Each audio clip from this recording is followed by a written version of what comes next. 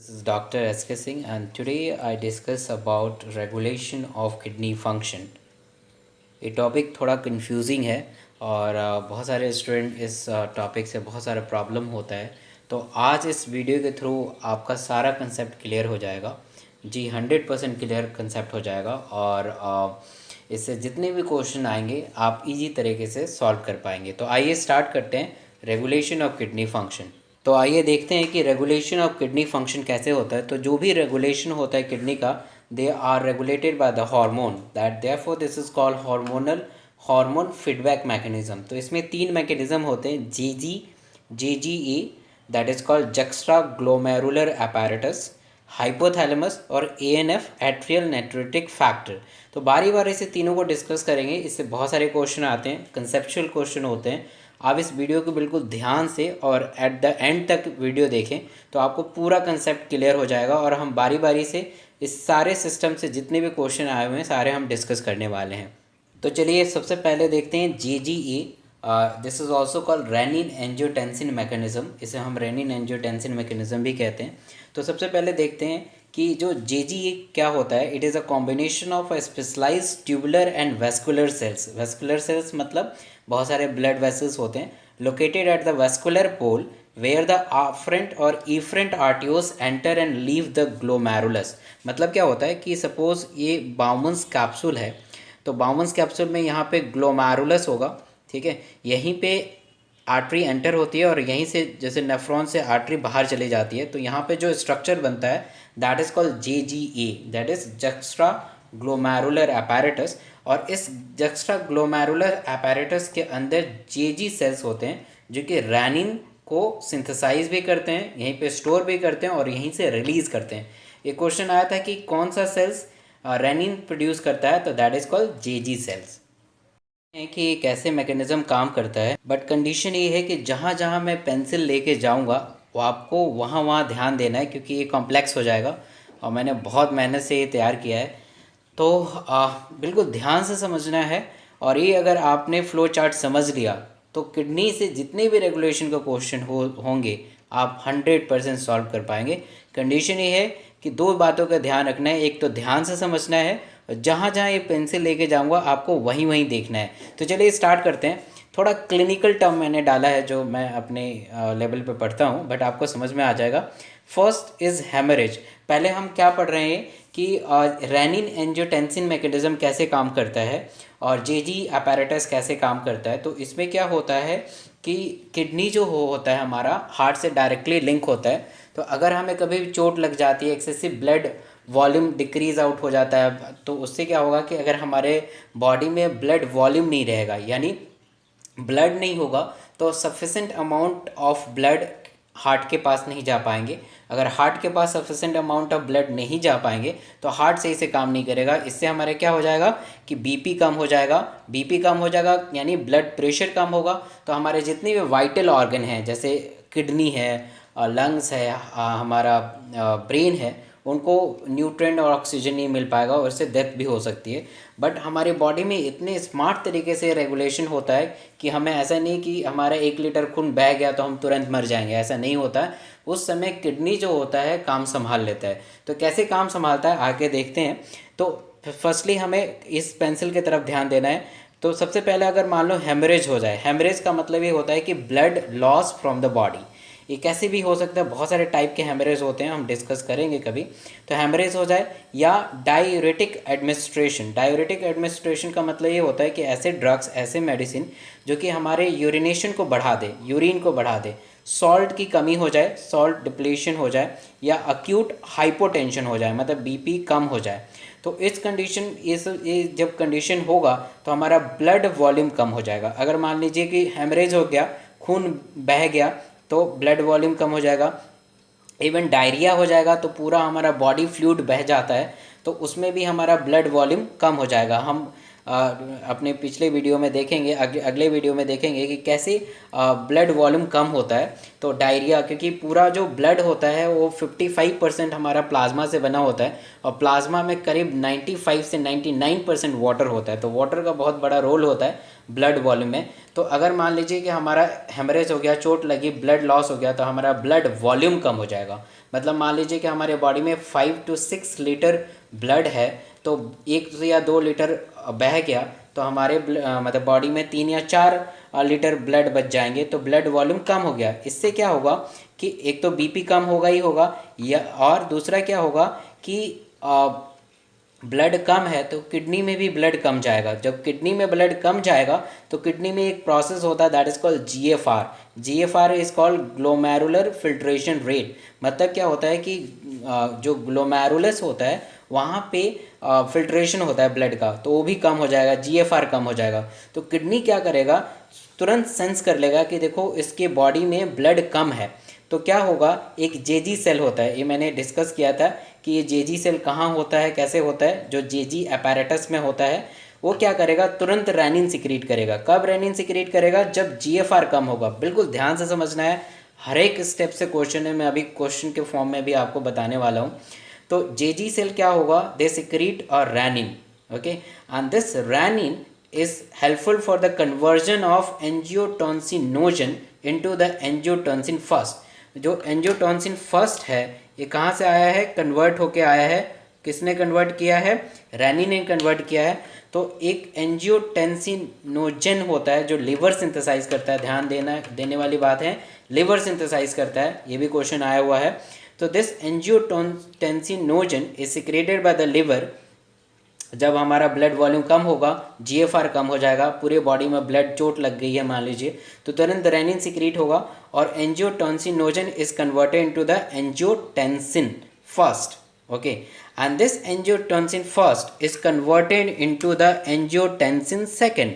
और इस सेकंड किससे बदलता है, एस से। एस मतलब angiotensin converting enzyme. This is very important, हम अपने क्लिनिक में यही दवाई देते हैं। जितने भी हाइपरटेंशन वाले पेशेंट आते हैं तो मैं एस इनहिबिटर देता हूँ। एस इनहिबिटर के बहुत सारे ड्रग होते हैं, दवाई होती है, जैसे रामाप्रिल, स्नोफ्रिल, बहुत सारे दवाई होती है, तो हम बाद में डिस्कस करते हैं ये। तो angiotensin converting enzyme is release by the lungs, ये भी ध्यान देने वाली बात है। तो जैसे angiotensin first is converted to angiotensin second, this conversion is done by this enzyme that is called as angiotensin converting enzyme which is secreted by the lungs.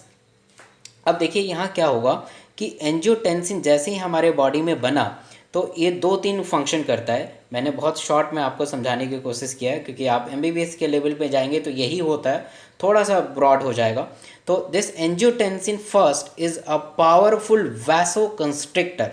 Vaso means blood vessels, जो मैंने red से बनाया है, this is called blood vessels.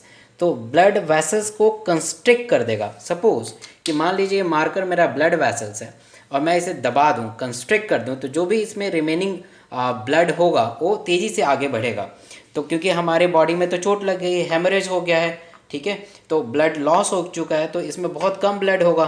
तो इसे हम अगर दबा दें तो जो भी रिमेनिंग अमाउंट है वो बहुत तेज़ी से ब्लड में हार्ट में जाएगा। तो कुछ देर के लिए हमारा ब्लड वॉल्यूम बढ़ जाएगा और बीपी कुछ देर के लिए हमारा नॉर्मल हो जाएगा। हमें कुछ देर में ही चाहिए, क्योंकि हमारा वाइटल जो ऑर्गन है जैसे ब्रेन है और किडनी है उसे बचाना है।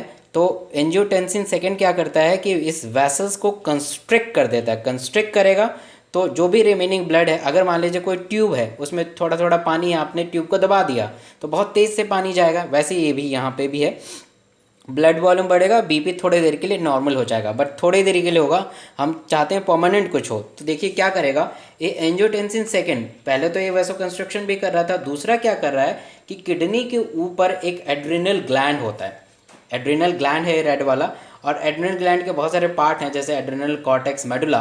तो ये एड्रिनल कॉर्टेक्स, ध्यान देने वाली बात है, इससे भी क्वेश्चन आया हुआ है। एड्रिनल कॉर्टेक्स को स्टिमुलेट करता है एंजियोटेंसिन सेकंड, और एंजियोटेंसिन सेकंड जैसे एड्रिनल कॉर्टेक्स को स्टिमुलेट करेगा तो एड्रिनल कॉर्टेक्स जो होगा एल्डोस्टेरॉन सिक्रीट करेगा, and this aldosterone is act on the DCT and collecting duct. ये जो वाला पार्ट है दिस इज कॉल्ड डीसीटी, और ये जो लंबा सा बनाया है, that is called collecting duct.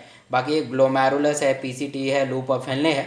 तो ये सिर्फ DCT, distal convoluted tubes and collecting duct पे वर्क करता है, और उससे क्या कराएगा, ये फटाफट रीअब्जॉर्ब कराएगा किसका किसका सोडियम एंड वाटर का। तो अगर मान लीजिए फटाफट ब्लड में सोडियम और वाटर आने आने लग जाएंगे तो क्या होगा, हमारा ब्लड वॉल्यूम बढ़ने लगेगा, क्योंकि ब्लड में सोडियम वाटर ही मेन है ब्लड वॉल्यूम का।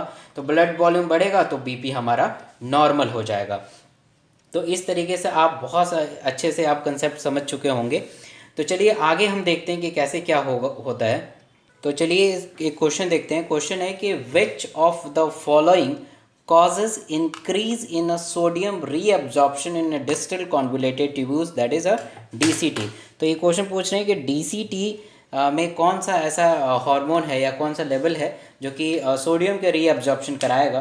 तो पहला ऑप्शन देखते हैं, इंक्रीज इन एल्डोस्टेरॉन लेवल, बिल्कुल सही लग रहा है। इंक्रीज द एंटी डायरेटिक नहीं, डिक्रीज द एल्डोस्टेरॉन नहीं, और decrease the anti diuretic hormone नहीं। तो अभी हमने जस्ट इस स्लाइड के पहले देखा था कि एल्डोस्टेरॉन आता था एड्रेनल कॉर्टेक्स से और उसका लेवल इंक्रीज होता था, और डीसीटी कलेक्टिंग डक्ट पे, जैसे मैंने अभी बताया था कि डीसीटी और कलेक्टिंग डक्ट पे काम करता था यहाँ पे और यहाँ पे, और जैसे सोडियम एंड वाटर को रीअब्जॉर्ब कराता था और जिससे ब्लड वॉल्यूम हमारा बढ़ जाता था।